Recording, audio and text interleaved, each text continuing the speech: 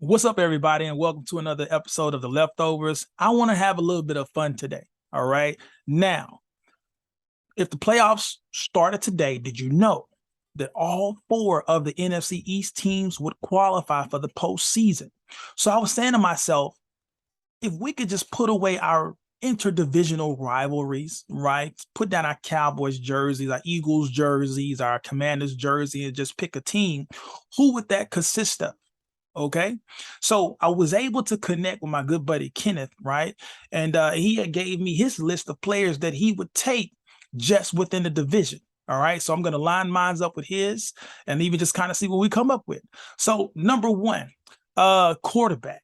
So I asked him, so what quarterback would you take in NFC East as it stands today? And he chose Jalen Hurts. And I think it's undeniable what Jalen Hurts is doing, right? I mean, again, I understand that we have some quarterbacks who are more accomplished, more polished, whatever the case is. But Jalen Hurts, what he has been able to accomplish this year, the leap that he has made is just undeniable, right? So I have to agree. Jalen Hurts would get the nod for me just within the NFC East. And then we went to the rushing attack, the running game, right? Who would you take?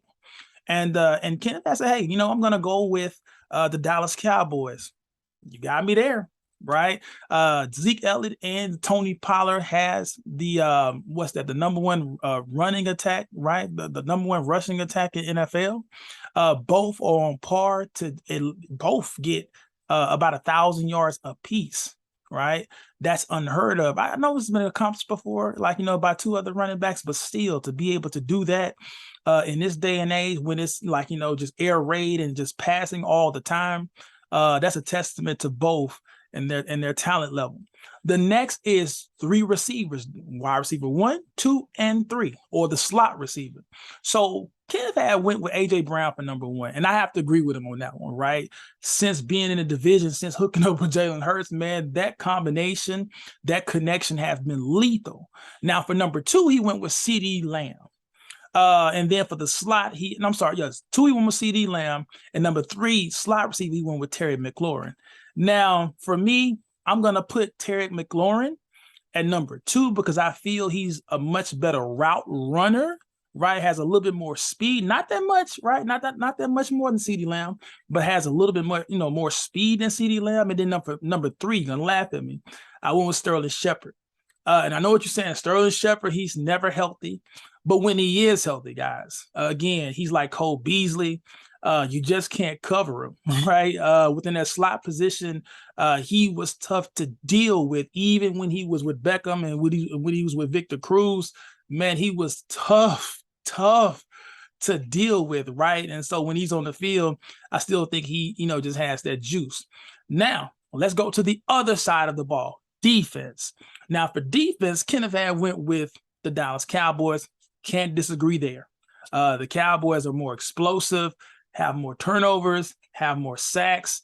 They right now, as it stands today, I think they're ranked number 3 in overall total defense in the NFL. So they are elite, especially when you think about what they were 3 years ago. So I can't agree with them there.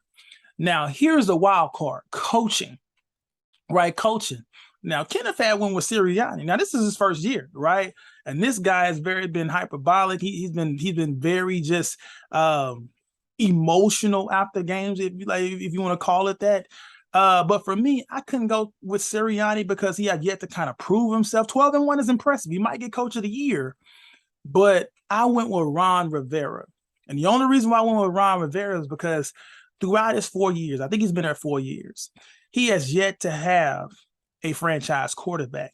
Yet every year it seems he's competitive, right? It seems he's competitive. This year, he'll probably pull off double-digit wins with Taylor Heineke and Carson Wentz. He's already won the NFC East divisional title, right? And he's done all of this without a franchise quarterback, without Chase Young, right? He's been able to bring in a culture and environment that has produced success. So I'm going to go with Ron Rivera. But let me know what you think, right? Drop your NFC East All-Star teams below in the comment section. And like always, guys, thanks so much for tuning into The Leftovers. We got Jacksonville this week. Hopefully, we'll be able to put up a 50 burger against them. All right, you guys, take care and be blessed. Peace.